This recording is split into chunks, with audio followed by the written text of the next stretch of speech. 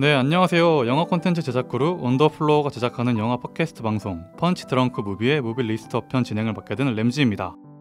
네, 무비 리스트업은 저희 언더플로어 크루가 처음 선보이는 코너로 하나의 주제를 선정해 패널들의 다양한 취향이 담긴 영화들을 폭넓게 살펴보고자 합니다.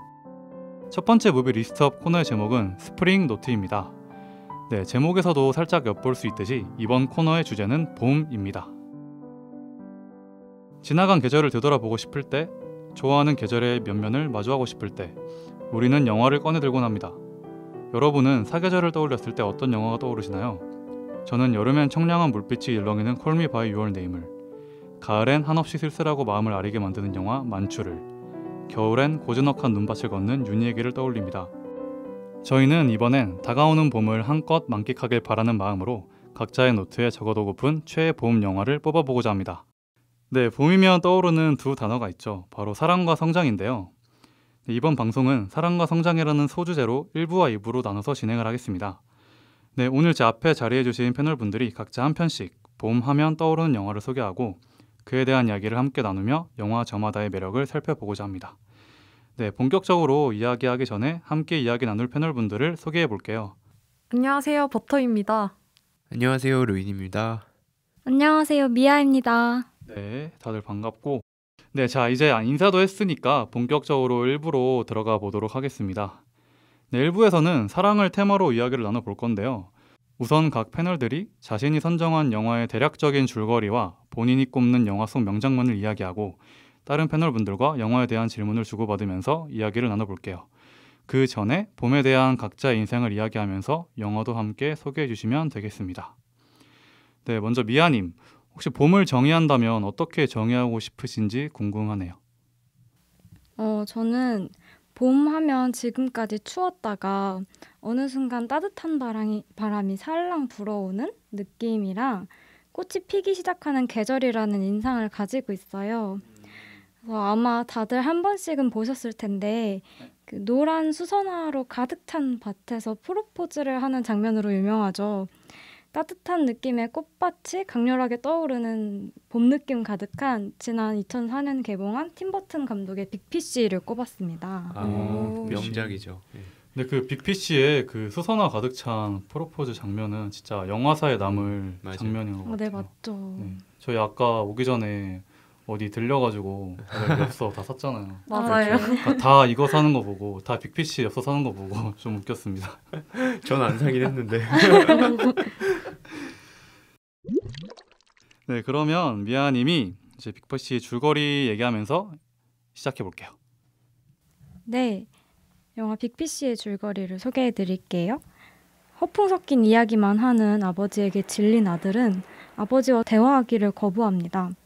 그러다 아버지의 병환이 깊어졌다는 연락을 받게 되고 병상에서 윌의 아버지 에드워드는 자신의 놀라운 모험담을 회상하며 윌의 어머니를 사랑하게 된 아름다운 이야기를 들려줍니다. 윌은 여전히 아버지의 허풍을 믿지 못하는데 우연한 계기로 창고에서 아버지 이야기 속에서 등장했던 증거를 발견하게 됩니다. 그리고 이야기들이 어느 정도 진실일지도 모른다는 생각을 하게 해줄 이야기 속 인물 제니퍼를 만나게 돼요.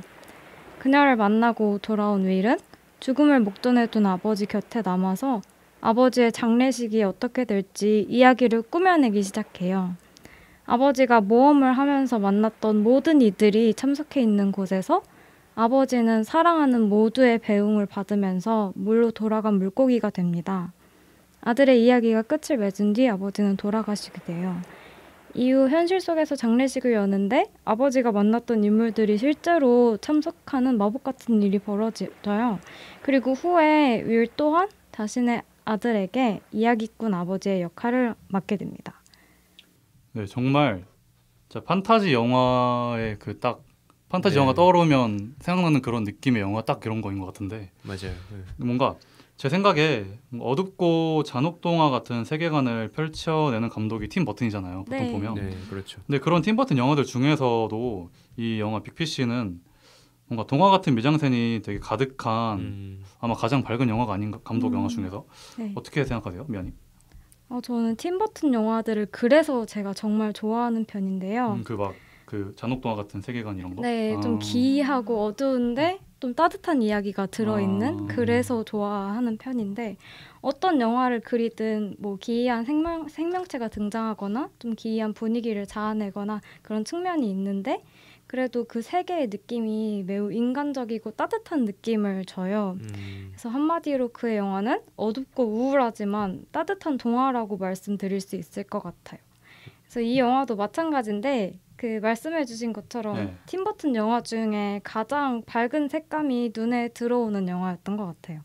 여기 빅피쉬에서도 유령 마을이 나오잖아요, 중간에. 네. 네. 그래서 유령 마을을 보면서 그 가위손의 마을이 전 생각났어요. 되게 둘 다 맑은 하늘에 예쁜 좀 조형미 같은 게 느껴졌다. 네, 파스텔 톤. 네, 그래서 다 보고 나면은 좀 그 마을의 아름다움을 얘기하고 싶어지는데 또 약간 섬뜩한 부분도 있고 그래서 네. 정말 팀버튼스럽다라는 생각이 들었습니다. 네. 저는 그 영화를 보면서 네.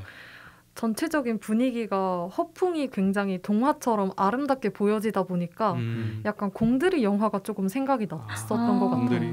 공들이 감독도 너무 미셸 좋죠. 공들이. 네. 영화 제목이 생각이 안 나는데 이터널 선샤인이요? 아니요. 무드 인디고. 맞아요, 맞아요. 무드 인디고. 무드 인디고에서 제가 가장 좋아하는 말이 나오는데 이것은 모두 다 진실이다. 왜냐하면 내 상상에서 나왔기 때문이다. 이런 말을 오. 하는데 멋있다. 굉장히 네, 상상을 하는 걸 좋아하는 저로서는 굉장히 인상 깊었어서 이번 영화를 보면서 딱 그게 생각이 났어요. 근데 되게 멋있다. 모순적인데 멋있다. 네. 그러네요. 좀 맞아요. 시적이기도 하고. 네. 그런 거 되게 좋아. 네. 이 영화랑 진짜 어울리기도 하는 말인 것 같아요. 진짜 딱 그 영화를 설명하는 말인 것 같아요. 어쨌든 이 영화가 그런 색감이 되게 잘 표현된 영화인데 그런 부분이 확 드러나는 장면이 아까 말씀해 주셨듯이 영화의 가장 유명한 씬 중 하나인 노란 수선화가 가득 찬 꽃밭씬이라는 거는 다들 공감을 하실 텐데 혹시 뭐 이 장면 말고 또 따로 패널분들이 특별히 명장면이라고 생각한 장면이 있었나요?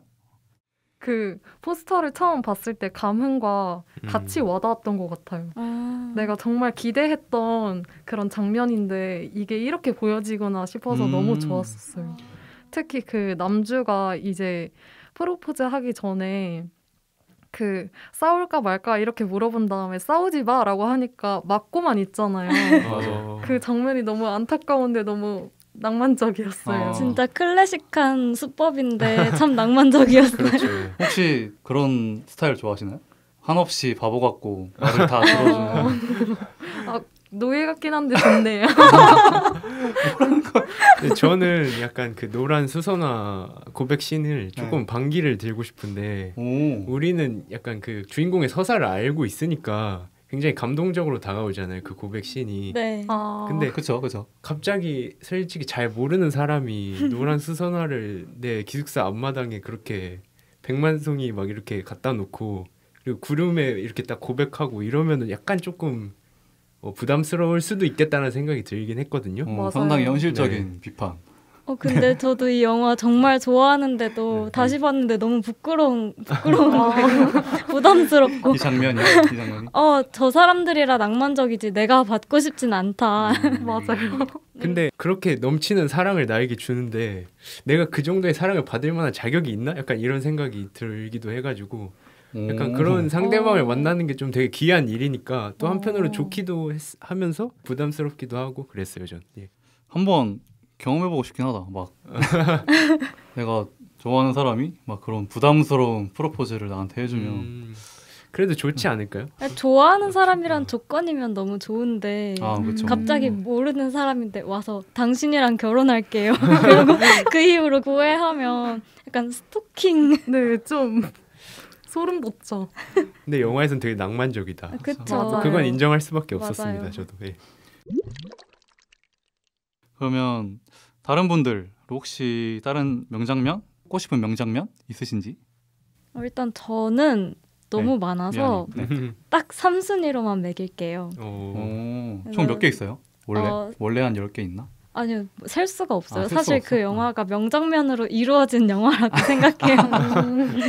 아니 인정이다 그거. 그래서 첫 번째로 말씀드리자면 이야기를 싫어했잖아요, 원래 아들이. 근데 아버지에게 장례식 이야기를 꾸며내잖아요, 아빠를 바라보면서. 근데 그게 너무 감동적이었어요. 진짜. 저도 그 장면에서 뭐 엄청 오래 산 건 아니지만 그래도 성인 되고 나이가 먹어가면서 네, 그렇죠. 되게 아빠랑 닮아가는 생각을 되게 많이 해요. 어. 왠지 우리 아빠가 젊을 때 이랬을 것 같고 저도 몇 년 있으면 아버지가 결혼한 나이가 되는 건데 뭔가 되게 기분이 이상한 거예요. 이 아빠는 이때 어떤 기분이었을까? 그런 생각을 하면서 이것도 결국 뭔가 아버지를 이해하는 과정이 담긴 영화니까 그런 면에서는 좀 공감이 가기도 했어요. 그러면 두 번째. 두 번째는 그 산드라랑 결혼하기 위해서 황수선화 밭을 만들고 막 여기저기 주에서 연락해서 만들었다잖아요. 그리고 그 가운데에서 딱 양복 입고 이렇게 서 있는 에드워드. 이걸 빠뜨릴 수가 없죠, 이 장면을. 그렇죠. 그리고 네. 마지막으로 이 장면은 되게 짧게 스쳐 지나가는데 나이든 에드워드랑 산드라가 욕조에서 껴안는 장면이 있어요. 그 옷 입고 이렇게 들어가는. 네. 그 장면이 그가 물에서 더 숨쉬기 편한 물고기고 산드라가 그의 세계에 들어가서 따뜻하게 포옹해주는 듯한 장면이라고 느껴져서 너무 좋았던 것 같아요. 따뜻하군요. 네. 네, 빅피쉬의 가장 큰 감동을 안기는 부분은 바로 아버지의 이야기들이 허풍이 아닐 수도 있다는 것을 암시하는 장례식 장면과 아버지를 믿지 못하던 윌이 자신의 아들에게 믿지 못할 이야기를 들려주는 모습인데요. 이렇게 대를 잇는 허풍 내지는 착한 거짓말 혹은 인생의 환상 같은 일들이 삶에서 주는 것이 뭐라고 생각을 하세요? 저부터 말해도 될까요? 네. 네네. 그러니까 저는 인생 가치관이 몇 개 있어요. 근데 이제 솔직히 몇 개가 아니라 많아요. 근데 그 중 하나가 네. 살면서 제 인생 살면서 현실과 이상의 경계에서 살아가고 싶다는 게 제 가치관이거든요. 되게 추상적이네요. 되게 추상적인데 설명을 해드릴게요. 일단 S와 N 사이에서. 그러네. 과몰입을. 그러네. 또 MBTI 얘기하면 끝까지 가는데 한번 할까? 멈춰주세요. 여기서 멈추는 여기까지. 거라고. 그러니까 제가 지금 제 나이죠. 그러니까 젊은 날에는 정말 이상을 꿈꾸면서 살고 싶어요. 그냥 한없이 이상적으로 그런 이상적인 꿈을 마음속에 가지고 살아가고 싶고 나이가 들겠죠 당연히. 근데 나이가 들면서 점점 현실성이 제 인생에서 차지하는 부분이 늘어날 거 아니에요. 앞으로도 뭐 가정도 그렇죠. 이루고 그렇죠. 하다 보면. 근데 그 속에서도 뭔가 저만의 이상을 놓고 싶지 않은 느낌? 평생 살면서 평생 죽을 때까지. 그래서 근데 그렇다고 이제 제가 주인공 아버지 같은 그런 느낌은 아닌데 그런 느낌은 아닌데 근데 저는 일단 이상이 있어야 현실이 의미가 있고 또 미래가 있어야 현재가 의미 있다고 생각하는 사람이라서 뭔가 영화에서 다루는 그런 환상적인 부분이 저한테는 뭔가 이상과 미래로 다가왔던 것 같아요. 멋지네요. 감사합니다. 뭔가 램지님이 이 가치관을 잃지 않고 계속 하셨으면 좋겠어요. 노력해 보도록 하죠. 다른 분들 뭐 있어요? 네. 저는 그 때론 착한 거짓말도 필요하다고 생각하는 게 이게 다른 영화에서 유명한 장면이 있는데 그 해리포터 있잖아요. 그 혼혈 왕자에서 혼혈 왕자? 네, 마법 물약을 먹었다고 착각해서 론이 퀴디치 우승을 하잖아요. 맞아요. 이거는 좀 재밌는 예지만 그래도 평소에도 자기 암시나 자기 최면이라고 말하는 것들이 어찌 보면 착한 거짓말의 일종이라고 생각해요. 그래서 저는 그런 부분들을 긍정적으로 보거든요. 근데 그런 게 저도 살면서 필요한 것 같아요. 맞아요. 네. 맞아요. 어떻게 사람이 그냥 모든 면에서 뭐 다 진실되면 그거는 사람이 아니라 로봇이지. 맞아요. 그렇죠. 저도 몇 가지 말을 좀 덧붙이자면 네. 사실 우리 사회 어디든 약간 팩트는 정말 많잖아요. 네. 그래서 조금의 거짓이 약간의 낭만을 보장한다면 약간 허풍을 누리는 내 모습 나쁘지 않을지도 모르겠고 낭만. 나쁘지 않을지도. 아주 약간의 거짓말은 블랙커피에 블랙커피요? 뭐라고? 약간의 거짓말은 블랙커피 같은 쓴 인생에 작은 각설탕 하나를 집어넣는 거다. 낭만적이네요. 준비했습니다. 저희 참고로 스프링 노트 팀 4명이 모두 N이라는 사실을 잊지 말아주세요. 와, 진짜요? 진짜요? 다인? 좀 객관성이 부족한 것 같은데. 다들 낭만을 꿈꾸는 삶을. 그렇죠. 맞아. 낭만 인생에 빠질 수 없어. 그리고 또 영화와 관련해서 비슷한 경험을 한 적이 있는지 좀 궁금하거든요. 혹시 공감되는 지점이 있었을 것 같은데 비슷한 지점을 좀 겪으신 분이 있었을까요? 네, 저는 영화에서 이게 중요한 부분은 아닌데 네.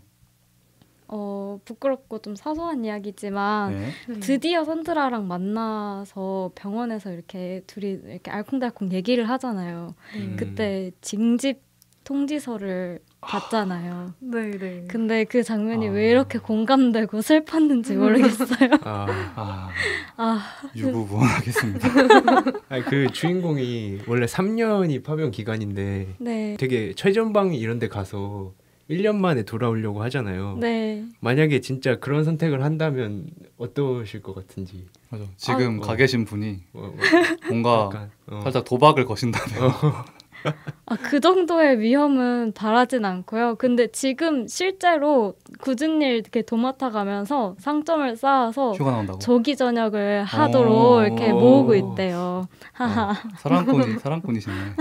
무사 전역을 바랍니다. 진짜 무사 저도요. 전역을 바랍니다.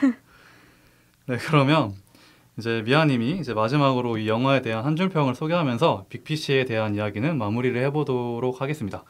네, 한 줄 평 소개해 주세요.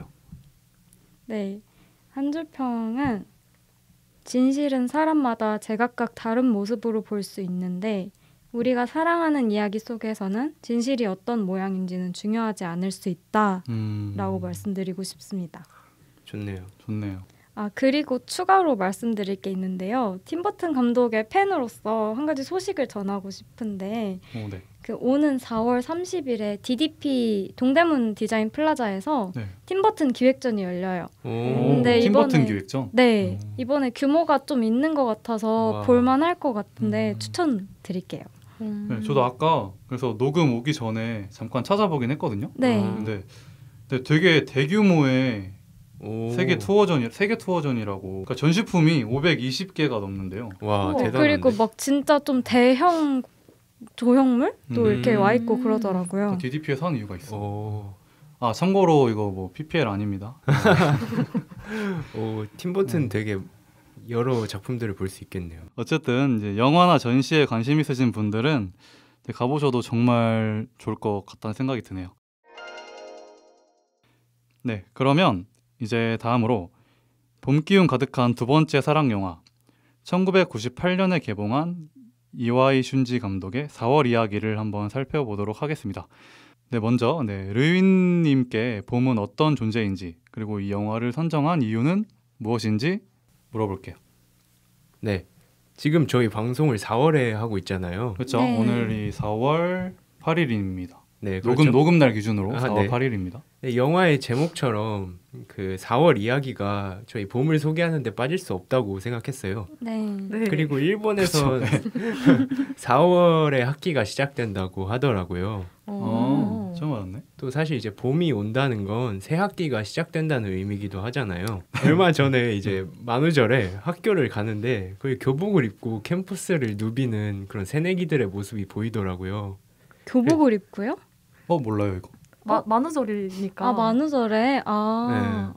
그래서 그런 모습이 생각나서 이 영화가 떠오르기도 했고 그 벚꽃이 흐드러지게 피는 그 4월 일본의 아름다운 전경을 무려 첫사랑 영화 장인인 이와이 슌지가 아름답게 그려내는 그런 작품을 소개 안 할 수가 없다고 해서 생각을 했고 덧붙여서 영화가 65분 정도로 매우 짧아서 부담 없이 즐기기도 매우 좋다. 65분? 1시간 5분이요? 네, 그 정도예요. 되게 짧다. 네, 그래서 그냥 영화 긴 거 싫어하시는 분들도 그냥 부담 없이 볼 수 있다. 네. 그러니까 저도 그 이번에 4월 1일에 새내기들 그 캠퍼스에서 교복 사진 찍는 거 봤는데 저도 새내기 때 했는데 그때 생각이 나면서 좀 되게 슬펐어요.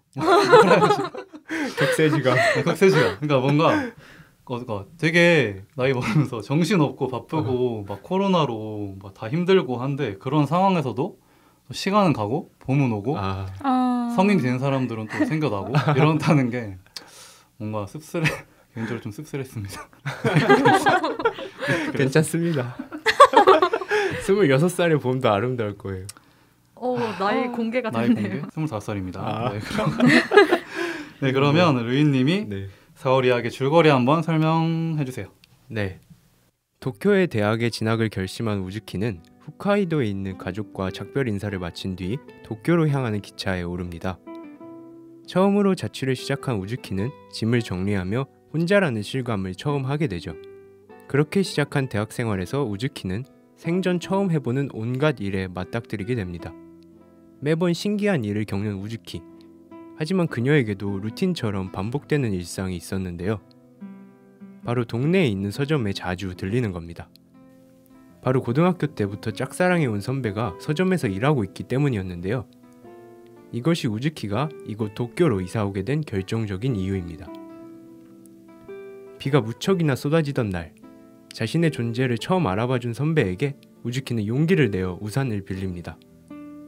해사하게 웃으며 이 데스요 라고 우산을 꼭 돌려주겠다고 고백하는 우즈키는 선배가 있는 도쿄까지 올 수 있게 된 자신의 운명을 사랑의 기적이라고 부르겠다고 다짐하며 영화는 마무리되게 됩니다. 이 데스. 참느라 좀 힘들었어요. 근데 이게 굉장히 이 데스요, 이 괜찮아요라는 말이 굉장히 중요한 의미를 가진다고 생각을 해서 살짝 러브레터의 오겐키 데스까 정도? 그렇죠. 그래서 이걸 일본어로 안 살릴 수가 없었다. 영화가 되게 귀엽네요. 네, 맞아요. 스토리 자체가. 저희 국내에도 되게 많은 팬이 있는 이와이 슌지 감독이죠. 이제 그 감독의 작품인데 주연 배우 마츠 세이코의 첫 주연작이기도 해요. 그래서 이에 대해서 혹시 루이님 설명 덧붙여 주실 수 있는지? 네. 네. 저는 이와이 슌지 감독을 좋아하는데 네네. 저도 사실 다 챙겨보진 못했어요. 그래서 러브레터나 릴리 슈슈의 모든 것 같은 좀 대표적인 작품들을 챙겨봤는데 다 이제 첫사랑에 관련된 부분이 많이 나와요. 그래서 그런 것들을 굉장히 생생하게 잘 그려내는 감독이고 이 주연인 마츠 세이코도 이 4월 이야기가 첫 주연작이라고 하고 그 마츠 세이코의 모습을 보면 굉장히 풋풋하고 긴 생머리에 이제 빨간 우산을 쓰고 나오는데 굉장히 맑은 분위기가 느껴지기도 하고 어떤 첫사랑의 전형을 그대로 가져온 듯한 그런 느낌을 받죠. 예. 실제로 이 배우가 겨울왕국 일본판에서 엘사 목소리를 연기했다고 해요. 네. 오. 그래서 또 고백이라는 작품에서도 좋은 연기를 보여줬다고 하는데 전 아직 안 봐서 꼭 볼 예정입니다. 네, 보고 알려주세요. 네. 그러면 루이님은 4월 이야기의 이제 명장면이 뭐라고 생각하세요? 네. 저는 영화 시작 장면을 꼽는데요. 네. 영화의 시작 장면에서 주인공의 시점샷으로 영화가 전개되는데 네. 이 영화를 시작하는데 부모님이 고향을 떠나는 주인공을 배웅하고 이 부모님으로 출연한 배우들이 네. 마츠 세이코 실제 부모님이라기도 하고 네. 그 장면이 뭔가 응원을 받는다는 그런 느낌이 들어요. 부모님이 배웅하면서 무슨 말을 하는데 이게 들리지가 않거든요. 네. 그런데 이 소리의 맞아. 공백이 오히려 더 큰 응원이 되는 기분이에요. 내게 힘이 되는 어떤 말도 그 장면에 집어넣을 수 있는 거잖아요. 그래서 이와이 슌지 감독이 지금 막 시작하는 이들 그리고 이미 시작했지만 그때 시절을 추억하는 이들에게 영화를 통해 어떤 갈채 같은 걸 보내는 게 아닌가 해서 되게 좋았다. 마음이 따뜻해지고. 예. 근데 처음에 그분들이 진짜 배우의 실제 부모님이라고 걸 지금 알고 다시 그 장면을 떠올려 보니까 네. 뭔가 되게 따뜻하다. 실제로 뭔가 응원을 해주는 첫 주연작이니까 뭔가 더 진짜 응원을 받는 듯한 느낌이 진짜. 아니었을까. 예. 엄청 몰입 잘 됐을 것 같아요. 맞아요. 예. 저도 명장면 말씀드리고 싶은 게 있는데 네네. 이게 우산을 펼쳐주는데 첫사랑이 맞아요. 계속 망가져 있잖아요. 맞아. 그 둘은 계속 젖고 그래서 계속 망가져 있는 우산이 그 둘이 헤어져 있는 시간을 좀 지연시켜주는 것 같아서 맞죠. 그게 너무 귀엽고 사랑스러웠어요. 네, 되게 풋풋하고 그 뚝딱거리는 모습이 조금 네. 첫사랑의 어떤 설렘 같은 걸 보여주는 게 아닌가 싶었어요. 약간 저도. 피식 웃게 되는. 네, 소소잼. 네. 저는 그리고 이 영화를 보면서 네. 김종관 감독, 정유미 배우 주연의 단편작 폴라로이드 작동법이 생각났어요. 그래서 이에 대해서는 어떻게 생각하시는지. 루이님도 이거 보셨어요? 네, 저도 이 영화 좋아해서 봤는데 김종관 감독을 좋아해서 그 우즈키가 서점에서 선배를 만나는 장면에서 연기가 정유미 배우의 폴라로이드 작동법 연기랑 좀 비슷한 결이 있는 것 같아요. 어떤 부분에서? 뭔가 정유미 배우의 어딘가 불안해 보이는 표정이라고 해야 되나? 그 좋아하는 사람 앞에 있을 때 좀 불자연스럽고 그 어색하고 좀 뚝딱거리게 되는 그런 순간들이 있잖아요. 네. 우즈키도 좀 우산을 빌리지 않고 그냥 뛰쳐나가다시피 하다가 다시 돌아와 우산을 빌리거든요. 근데 좀 어색한 상황임에도 그 순간이 좀 애틋하게 느껴지는 그런 기분이 들었어요. 근데 뭐 누구나 학창 시절은 존재하고 근데 저마다 그 시절의 첫사랑이 한 명씩은 있을 것 같은데 근데 혹시 유사한 경험이 있으신 패널 분들 있나요? 혹시 뭐 루이님 이 영화 골라주셨으니까 혹시 뭐 있었는지 듣고 싶어요, 여러분? 네, 첫사랑이. 듣고 싶어요. 아, 원래 안 하려고 그랬는데 열화와 같은 성원에 하겠습니다. 그럼. 오, 사실 뭐 그렇게 거창하거나 절절한 이야기는 아니고요. 네. 지금 저희가 판단하겠습니다. 중학교 때 저는 학교가 조금 살짝 거리가 있다 보니까 자전거로 등하교를 같이 했어요. 같이. 네. 그때부터 약간 혹시 낭만적이네요. 뭐 따로 타고 간 거예요? 아니면 2인 자전거를 같이 타고? 조금만 더 들어주세요. 그런 거 아니에요. 알겠습니다. 근데 이제 거기서 이제 좋아하던 친구가 생긴 거죠. 근데 친구들이랑 가면 이 친구랑 하교할 때 인사를 못 하는 거예요. 왜요? 그치. 아 근데 왜냐면 나 뭔지 알 학교 것 같아. 타이밍이 다르니까. 그래가지고 평소에 말 한마디 붙이기가 어려운데 그래서 이제 친구들이랑 하교를 하다가 어허. 자전거 보관대까지 갔다가 어허. 친구들 잠깐만 나 뭐 좀 두고 왔다. 먼저 어허. 가라. 어허. 아니 기다릴게 빨리 와 그러는 거야. 됐다니까 나 놓고 와가지고. 그래서 친구들이 이제 하교하면 저는 이제 잠깐 기다렸다가 호다다닥 가가지고 자전거 자물쇠 푸는 척하고 이제 교문 밖에서 인사하고 잘 가 내일 보자 하고 헤어지고. 우연을 가장한. 예, 그런 거죠. 그래서 그렇게 인사하고 혼자 자전거 타고 집에 오면 기분이 굉장히 좋아지는 그런 풋풋한 시절이 있었다. 진짜 풋풋하네요. 네, 그렇게 말 붙이고 인사하는 것만으로도 그냥 설레고 가슴 벅찬 시절이 있었는데 그립네요. 그러니까 네. 뭐 네. 그게 잘 안 됐어요. 아, 결국 네. 뭔가 주저하시는 것 같아서 원래 첫사랑은 가슴 아프게 끝나는 법이죠. 네. 네, 흐르는 눈물을 참을 수 없지만 저는 MC로서 진행을 해야 되니까 참았겠습니다. 뭐 다른 분들 혹시 뭐 있으세요? 없으면 넘어가고. 넘어갈까요? 넘어갑시다. 네, 그렇게 보면 첫사랑 영화는 지난 시절의 향수에 잠겼을 때 찾게 되는 영화 소재 중 하나인 것 같아요. 혹시 각자가 애정하는 첫사랑 영화들이 있는지 궁금해요. 혹시 루이님? 사실 저는 이 영화랑 4월 이야기 중에 고민을 끝까지 하다가 결국 4월 이야기를 택했는데 그 나중에 신카이 마코토 특집으로 할 수 있을 것 같아서 초속 5cm를 아쉽게 포기하게 됐습니다. 네. 제목 초속 5cm는 이제 벚꽃이 떨어지는 속도를 말하는데 이 벚꽃이 굉장히 이 영화에서 중요한 요소로 등장하거든요. 네.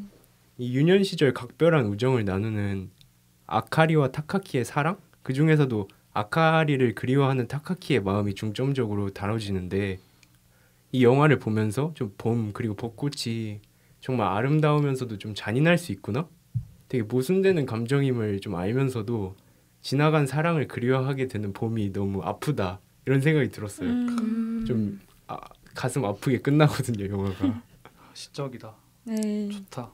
혹시 그분을 떠올리셨는지 죄송합니다. 네. 자꾸 기억나게 하지 마요. 근데 저도 이거 봤는데 초속 5cm 작화가 진짜 장난 아니잖아요. 맞죠. 맞아. 진짜 이 영화 보면 이거 사진 영상 찍은 거 아닌가? 라고 착각될 정도의 장면이 몇 개 나오잖아요. 진짜 네, 신카이 마코토 하면 영상미기는 하죠. 장난 아니에요. 그거 하면 너의 이름은도 하면 좋겠네요. 네, 그렇죠. 미아님 있으세요? 저는 첫사랑 영화 생각하면 네. 정말 항상 추천드리는 영화가 있는데 노트북이라고 다들 아시나요? 그럼요. 네, 좋아하는 이유는 아마 라이언 고슬링일 수도 있는데 제가 아무래도 그림을 그리는 사람이다 보니까 거기서 첫사랑이랑 다시 만나서 그 여자가 다시 그림을 그리기 시작해요. 그래서 그런 장면들이 저한테는 너무 좋았던 것 같아요. 혹시 버터님도 있으신가요? 저는 딱 벚꽃 하면 떠오르는 영화였는데 나는 내일 어제 너와 만난단가? 저 고마츠 나나 나오는 고마츠나 영화. 저 그 배우 진짜 좋아합니다. 타임슬립이랑 뭐 약간 있죠. 사실 제가 타임슬립이 소재인 영화를 그렇게 좋아하진 않는데 자꾸 그걸 보면 뭔가 되게 계산적으로 생각하게 되더라고요. 약간 살짝 막 허점 찾고 싶고 맞아요, 이런 거. 맞아요. 맞아. 그런 거 오류를 있어. 자꾸 찾게 오게지 찾고 돼가지고. 싶고. 그래서 집중을 못했어요 그 영화에. 그래서 그거는 2번 보면 더 좋은 영화인 것 같아요. 그렇다고 많이들 하더라고요. 2번 보면 첫 장면이 정말 슬픈. 저 아직 안 봤는데 봐야겠네요. 네, 꼭 2번 보세요. 네. 한 번만 안 돼. 한 번 볼 거면 안 보시는 게 나을 것 같아요. 네, 알겠습니다. 그 정도로. 네, 저도 있는데 저는 플립이란 영화를 귀여운 영화죠. 네, 엄청 귀여운 영화죠. 이게 중학생들의 사랑 이야기인데 저는 그 남자의 시점으로 남자 주인공 시점으로 보게 되더라고요. 뭔가 그 서투르고 되게 모든 게 어색한 그런 사춘기의 설렘이 있잖아요. 사춘기 남학생이 처음 좋아하는 소녀가 생겼을 때 느끼는 그런 뭔가 이게 막 알 수 없는 그런 감정들 그리고 그러다 보니까 막 의도와 다르게 상처를 주고 막 서투른 말고 행동하고 이런 거를 너무 잘 표현한 영화인 것 같아요. 갑자기 생각난 건데 대만의 대표적인 청춘 영화 두 개 있잖아요. 그 시절 우리가 좋아했던 소녀랑 나의 소녀시대. 근데 이게 보통 그렇죠. 말 들어보면 남자들은 그 시절 우리가 좋아했던 소녀 그 영화를 되게 공감을 많이 하고 나도 그 영화가 좀 더 좋은 것 같아. 근데 저는 오히려 나의 소녀시대 공감이 안 갔어요. 그러니까 이해가 안 가고 주인공이 하는 행동이. 근데 보통 제가 물어봤던 여성분들은 반대로 생각하시더라고. 왕대륙 때문에 그런 거 아닐까요? 네, 얼굴의 개연성이죠. 네, 그렇습니다. 근데 그 시절 우리가 좋아했던 소녀도 얼굴이 개연성인 배우가 있죠. 그 남자 배우? 네, 갑자기 이름이 생각이 안 나요. 극중명은 커싱턴입니다. 네. 그거밖에 생각이 안 나요. 네, 그러면 이렇게 봄의 풋풋한 감성을 한껏 담은 첫사랑 영화 4월 이야기도 잘 들어보았습니다. 루이님의 한 줄 평으로 마무리를 해볼게요. 루이님. 네, 벚꽃처럼 내리는 비를 맞으며 그녀가 웃었다. 뭐지? 봄이었다. 로 하겠습니다. 네. 약간 여름이었다 이런 감성을 노려봤는데 안 통하네요. 이번에 삼행시 안 하세요? 너무 하면 또 한번 쉬어가는 타이밍 이번에. 오케이. 네, 사랑을 테마로 한 영화 팀버튼 감독의 빅피쉬와 이와이 슌지 감독의 4월 이야기까지 살펴보았습니다. 각자의 경험도 함께 나누면서 정말 뜻깊은 시간을 보낸 것 같은데요. 네, 맞아요. 2부에서는 성장을 테마로 영화 2편, 조나단 테이툰과 발레리 페리스 감독의 미스 리틀 선샤인, 그리고 임순례 감독의 리틀 포레스트까지 살펴보겠습니다. 네, 2부에서는 어떤 이야기들이 오고 갈지 궁금하네요. 2부에서 좀 더 자세히 이야기를 나눠볼 영화 미스 리틀 선샤인의 OST The Winner Is 잠깐 듣고 오겠습니다.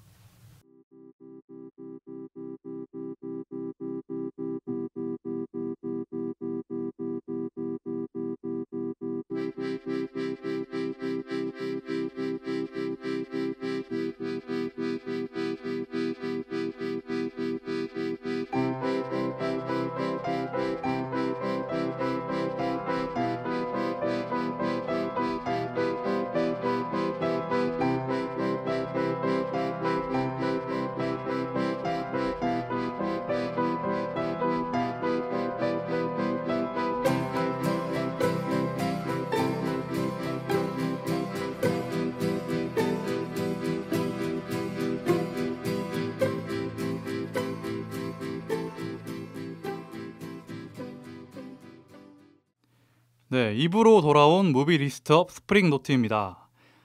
네, 앞서 1부에서는 사랑으로 가득한 봄 영화에 대해서 이야기해봤습니다.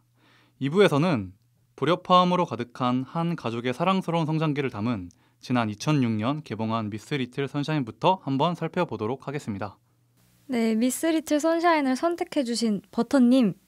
버터님에게 봄은 어떤 존재인지, 영화를 선택하신 이유가 뭔지 먼저 말씀해 주시겠어요?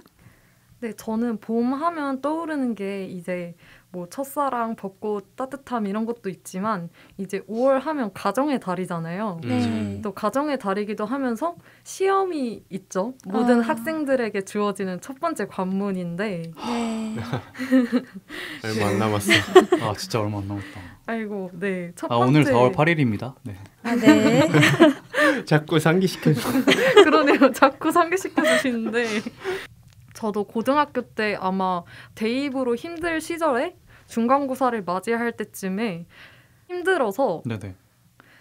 친구에게 힐링, 성장, 오글거리지 않는 그런 내용이라는 키워드로 조건을 내걸고 영화 추천을 받았어요. 오. 아, 상당히 조건을 걸고 좀 까다로운 조건이야. 네, 그쵸. 네 그래서요? 그래서 친구가 추천해준 영화가 바로 미스 리틀 선샤인이었는데요. 정말 재밌게 보기도 했고 보자마자 제가 생각했던 그런 힐링이 되었고 또 지금 이 시기에 학생분들이 보면 딱 적합할 것 같다라는 생각이 들어서 고르게 되었습니다. 네. 그 미스 리틀 선샤인에서 노란색 버스가 등장하는데 네. 전 그게 되게 인상적이더라고요. 그 노란색이 가져다주는 따뜻한 인상? 약간 개나리 같이 아, 봄이랑도 되게 잘 어울리는 것 같아요. 아, 네. 빅피쉬의 황수선화처럼. 맞아요. 노란색. 네, 이 영화는 한 가족이 주인공이라는 독특한 특성이 있어요. 특히 6명의 가족 구성원들은 이제 각자 개성이 강해서 그것도 보는 재미가 있는데 뭔가 캐릭터에 대해서 혹시 먼저 소개를 해주실 수 있나요?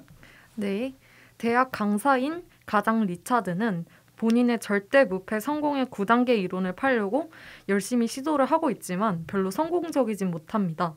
이런 남편을 경멸하는 엄마 셰릴은 2주째 닭날개 튀김을 저녁으로 내놓고 있어 할아버지의 화를 사고 있고요. 네. 할아버지는 헤로인 복용으로 최근 양로원에서 쫓겨나 15살 손자에게 최대한 많은 여자와 자라고 계속 가르치고 있습니다. 아이고. 네. 네. 그 15살 손자는 전투 조종사가 될 때까지 가족과 말하지 않겠다고 선언을 해서 9개월째 자신의 의사를 노트에 적어서 전달을 하고 있고요. 무건수행 중인 거예요. 네. 그러니까 말을 아예 안 하고 네, 맞아요. 아. 대단하네요. 9개월 진짜. 진짜 입에서 똥내 날 것 같은데. 네, 이 콩가루 집안에 얹혀 살게 된 외삼촌 프랭크는 동성애자로 애인과 이별 후 자살을 기도해 병원에 입원했다가 방금 태어난 프루스트 석학입니다. 마지막으로 7살짜리 막내딸 올리브는 또래 아이보다 약간은 통통한 몸매이지만 미인 대회를 나가길 꿈꾸는 소녀입니다. 이 막내딸 너무 귀여웠어요 전. 아, 그 맞아요. 몸매도 너무 귀여워요. 맞아요. 손빼가 진짜 그- 너무 귀엽다. 올챙이 배 같이. 그러면 간단하게 그러니까 줄거리 얘기해 주세요. 어느 날 올리브에게 캘리포니아 주에서 열리는 쟁쟁한 어린이 미인 대회인 미스 리틀 선샤인 대회 출전의 기회가 찾아옵니다. 올리브의 소원을 위해 가족이 낡은 고물버스를 타고 1박 2일 동안의 무모한 여행길에 오르게 됩니다. 좁은 버스 안에서 후보 가족의 비밀과 갈등은 점점 더 커져만 가는데 그 여정은 가족 모두를 그들이 절대 상상할 수 없었던 방식으로 변화시키게 됩니다. 정신없이 지각을 하며 도착한 대회장에 결국 올리브는 무대를 서게 되는데요. 올리브는 어린이 미인 대회에서는 약간 맞지 않는 우스꽝스러운 춤으로 관객들과 대회 판정단의 야유를 일으킵니다. 결국 올리브를 무대 밖으로 끌어낼 것을 요구하지만 오히려 가족들은 한 명 한 명씩 무대에 올라 황당하게도 올리브와 함께 춤을 춥니다. 쫓겨나다시피 대회장을 빠져나온 가족이지만 그들은 행복합니다. 차에 올라탄 후 그들은 호텔의 통행료를 받는 곳에 장애물을 부수고 이제 집으로 향하게 됩니다. 네, 이거 뭐 사실 우스꽝스러운 정도의 춤이 아니죠. 맞죠. 막춤이죠, 막춤. 진짜 좀 충격적이죠. 맞아요. 진짜 상당히 놀라긴 했어요. 이거 이게 보면서. 아이가 아니었다면 상당히 선정적이었을 수 맞아요. 아, 그래서 이 영화의 명장면을 꼽아주신다면 어떤 장면이 될지 말씀해 주시겠어요? 저는 그 미인 대회 여정 중에서 모텔에서 하룻밤을 있는데 네. 네. 그때 매번 실없는 소리를 해대던 할아버지가 미인대를 걱정하는 올리브에게 진심 어린 조언을 해주는 장면이 정말 인상적이었어요. 맞아요. 진짜.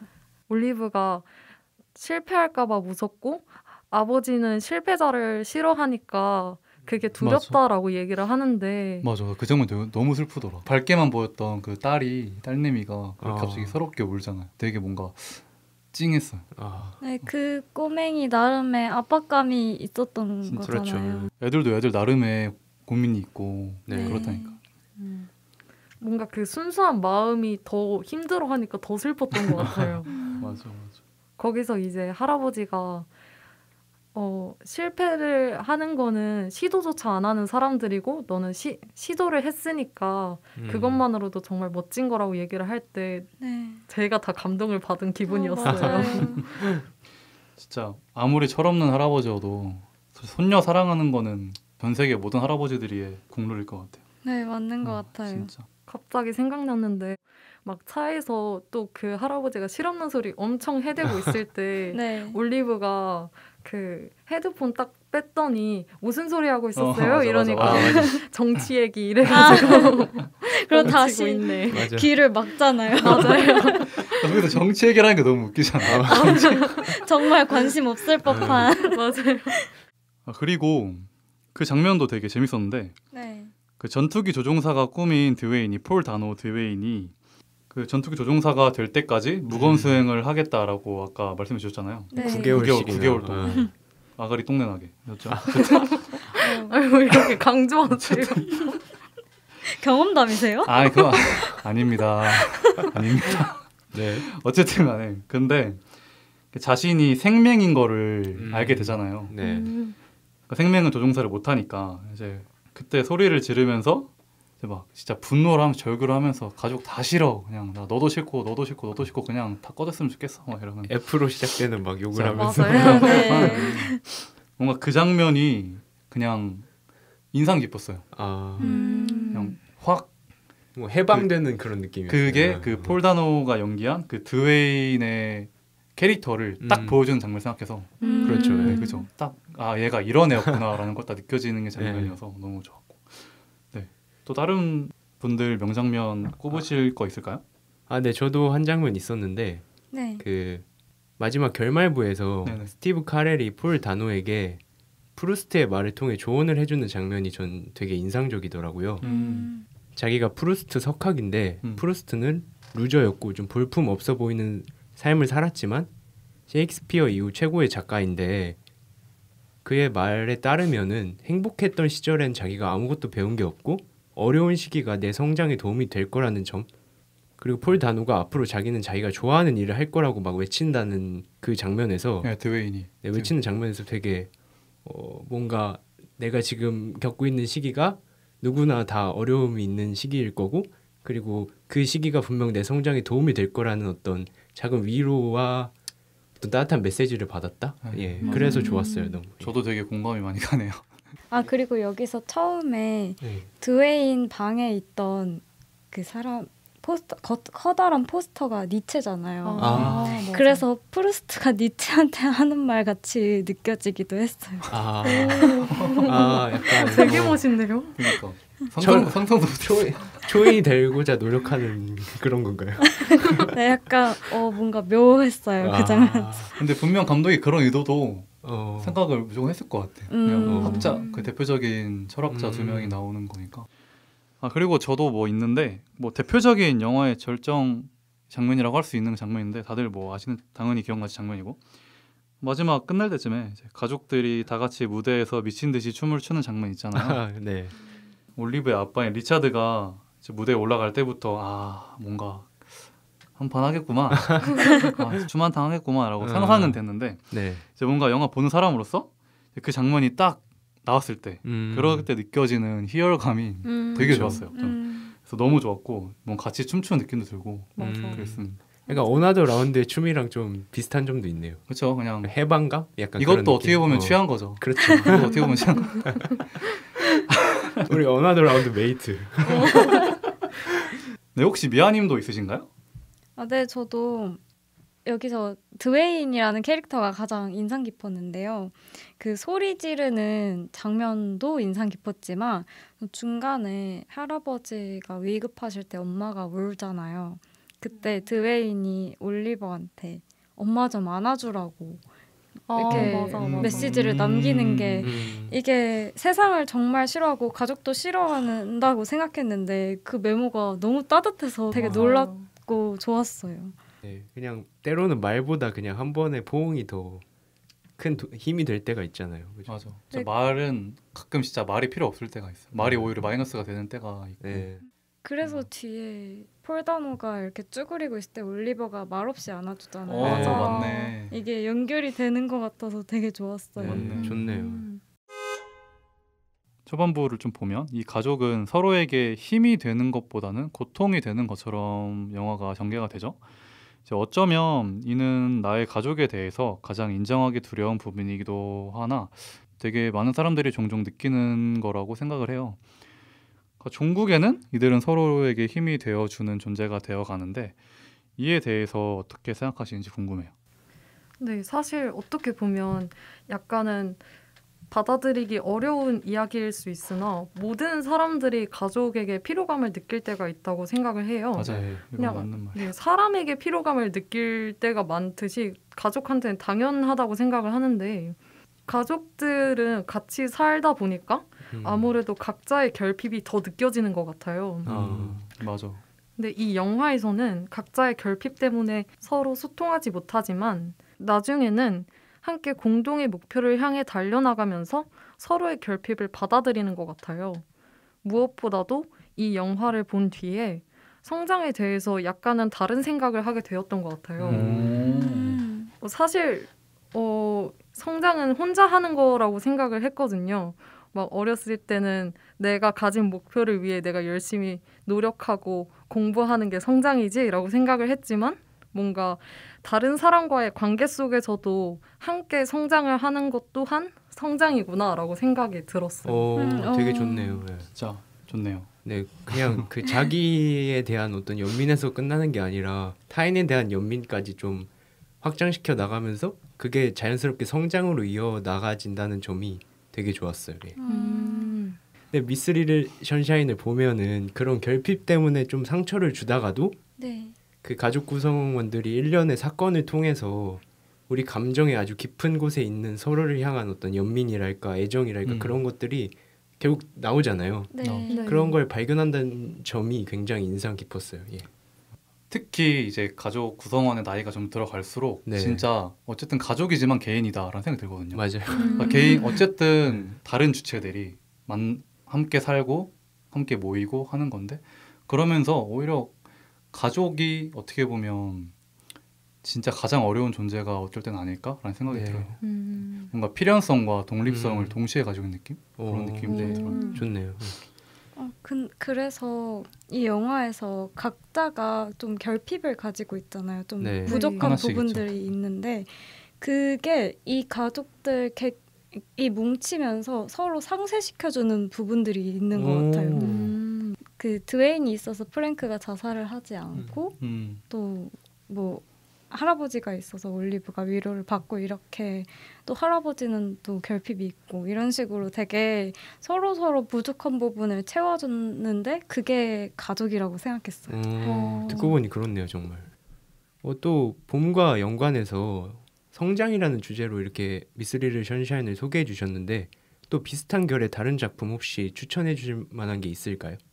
제가 초반에 미스 리틀 선샤인을 친구에게 소개받았다고 했잖아요. 네. 사실 이 영화만 소개받은 건 아니고요. 다른 영화도 같이 소개를 받았는데 뭔데요? 그게 바로 월플라워인데요. 월플라워 너무 좋아. 제가 좋죠. 진짜 정말 좋아하는 맞아요. 영화예요. 그렇게 좋은 배우들 그리고 좋은 감독과 함께 만든 그 작품을 한번 같이 봐도 괜찮을 것 같다라는 생각이 들었어요.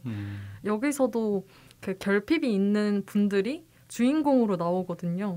그렇게 친구들끼리 결핍을 서로 상쇄시켜주면서 성장해 나간다라고 생각을 하면 좋을 것 같아서 이 영화는 한 가을쯤에 보면 괜찮지 않을까라는 생각이 들기는 해요. 좋네요. 근데 저는 이 영화에서 그 터널 씬 있잖아요. 아, 그 차 뚜껑 열고 아. 이렇게 손 벌리고. 손 네. 벌리면서 네.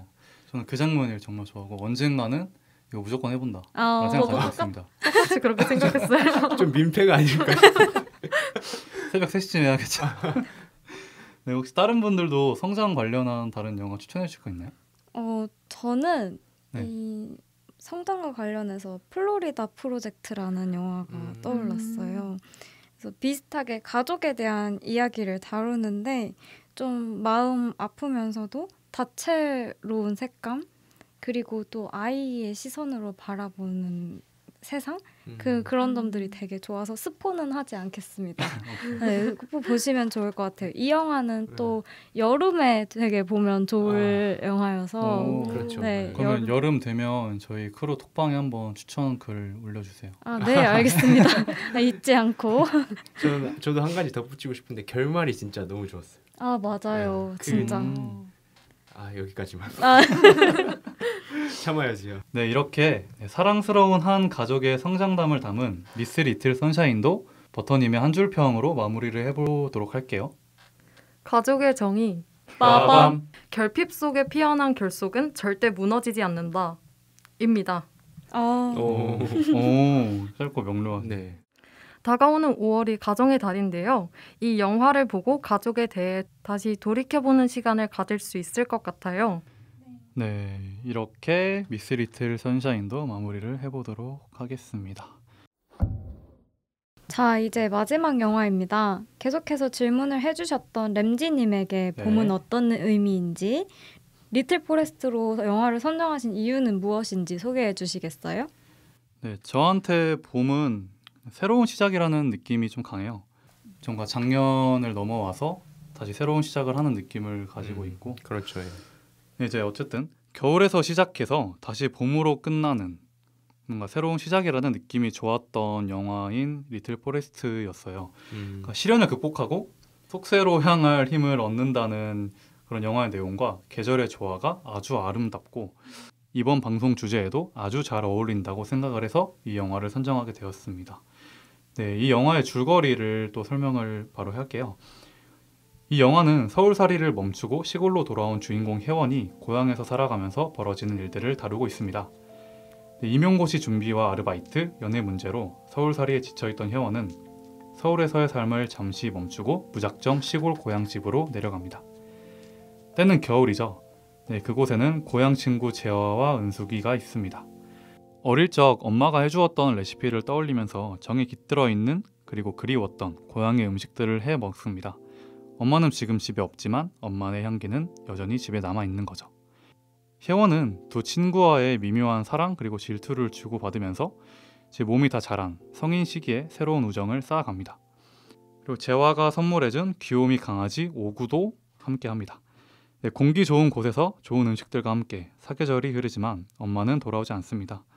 제 마음의 안정을 찾은 혜원은 다시 서울로 올라가지만 얼마 지나지 않아 다시 고향을 찾습니다. 그리고 누군가 있는 듯한 느낌. 이렇게 영화는 마무리가 됩니다. 잘 설명해 주셨네요. 그 마지막 마무리를. 그렇죠. 네. 사실 리틀 포레스트의 재미는 단연코 자신이 가꾸고 기른 것들로 음식을 하는 혜원의 모습이라고 생각을 하거든요. 그게 네. 영화의 묘미죠. 네. 네, 엄마가 어린 시절 만들어 주었던 크림 브릴레. 아니, 갑자기요? 준비해 왔나요? 근데 진짜 영화에서 그러잖아요. 맞아요.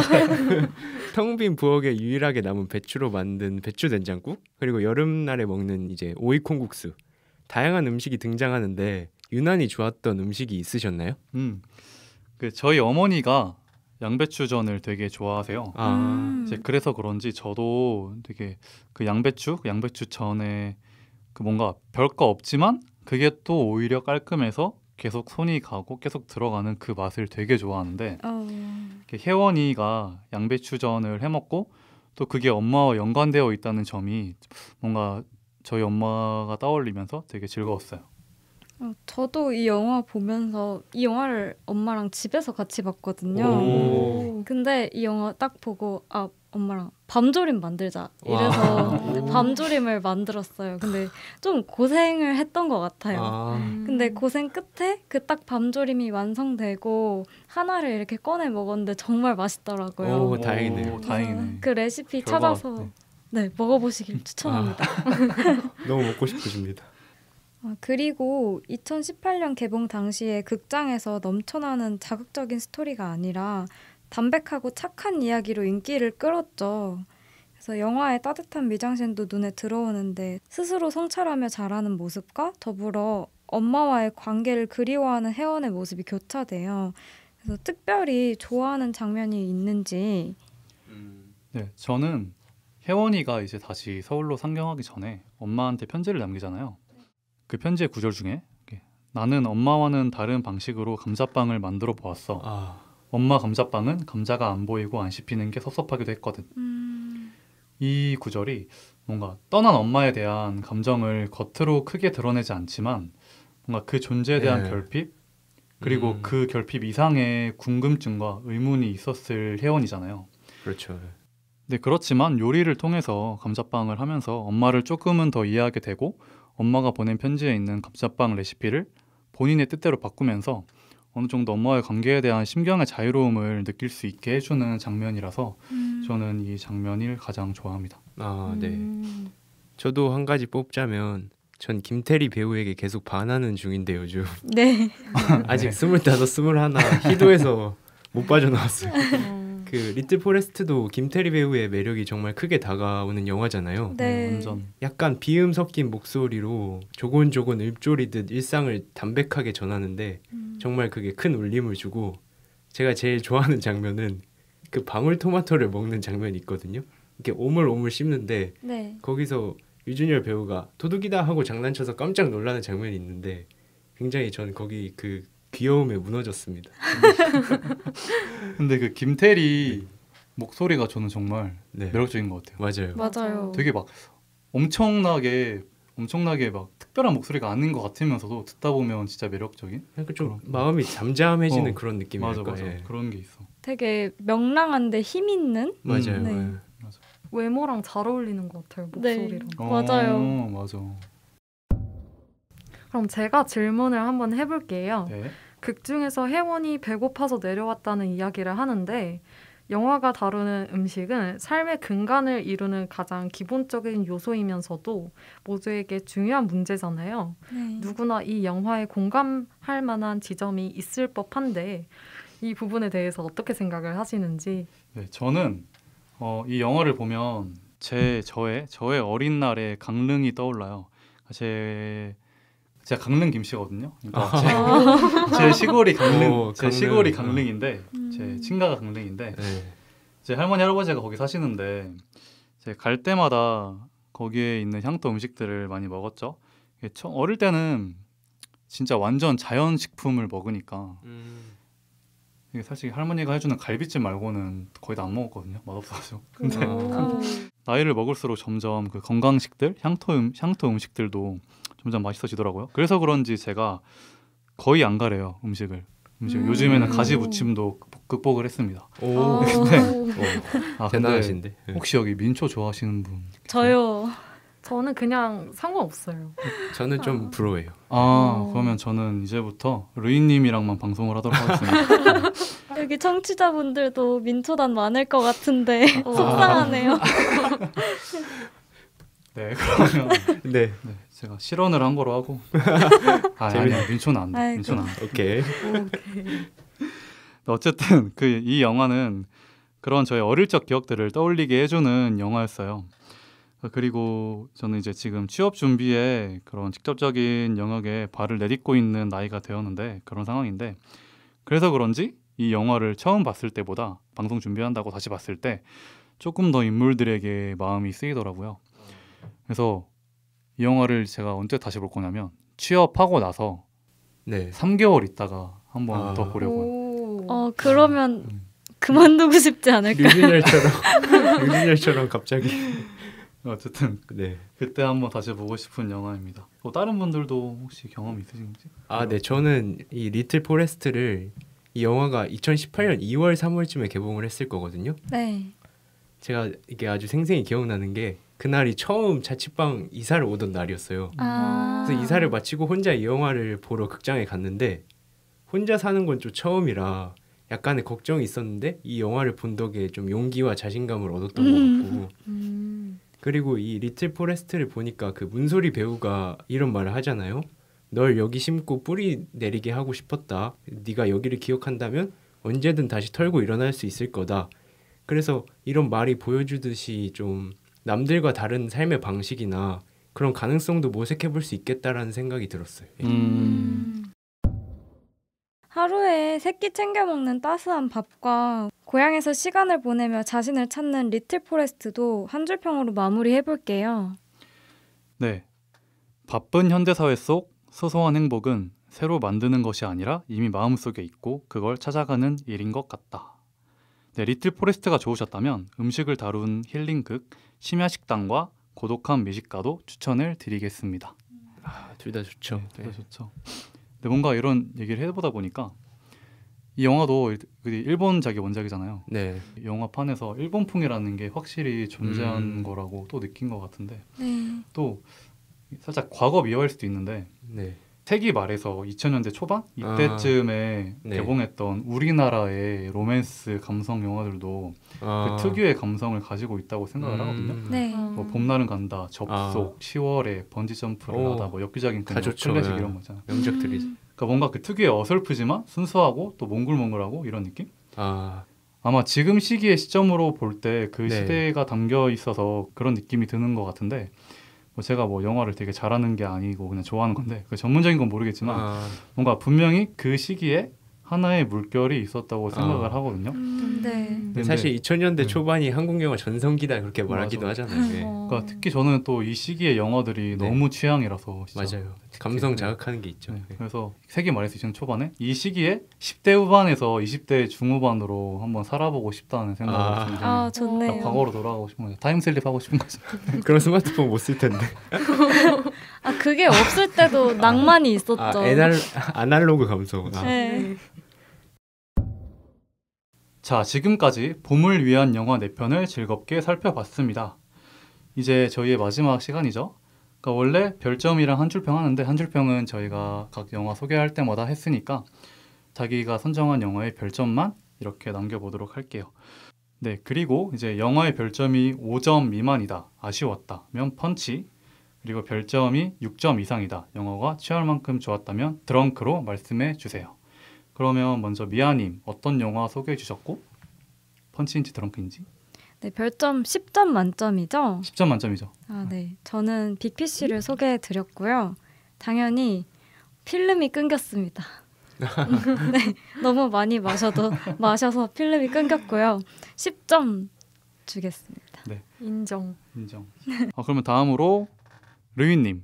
전 4월 이야기 소개해 드렸고요. 제 별점은 8점입니다. 아주 좋았고 취할 만큼 좋았다. 드렁크다. 네. 다음으로 버터님. 네, 제 영화는 미스 리틀 선샤인이었고요. 제 별점은 9점입니다. 꼭 보세요. 강추. 네, 저는 리틀 포레스트를 소개해드렸고 제 별점도 8점입니다. 드렁크입니다. 네, 각자 패널들의 봄에 대한 경험과 인상을 바탕으로 새로운 시작을 꿈꾸게 하는 봄 영화 4편을 살펴보았습니다. 빅피쉬에서는 마법 같은 이야기의 가치를, 4월 이야기에서는 새로운 시작 앞에서 다시 만난 첫사랑의 얼굴을 마주하는 기쁨을, 미스 리틀 선샤인에서는 결핍을 유쾌함으로 바꾸는 법을, 리틀 포레스트에서는 스스로 뿌리 내리는 법을 배워가는 이의 기쁨을 발견했습니다. 생각만 해도 설레는 봄 풍경을 기다리면서 재생 버튼 하나로도 만나볼 수 있는 누군가의 봄을 먼저 만나보는 건 어떨까요? 네, 지금까지 이렇게 저희는 각자 선정한 영화를 가지고 스프링 노트, 봄을 메모해봤습니다. 청취자분들께서도 보고 싶은 영화가 있었는지 혹은 저희 패널들에게 추천해주시고 싶은 봄 영화가 있었는지 댓글 남겨주시면 감사할 것 같아요. 네, 그럼 지금까지 진행의 램지, 패널의 루인, 버터, 미아였습니다.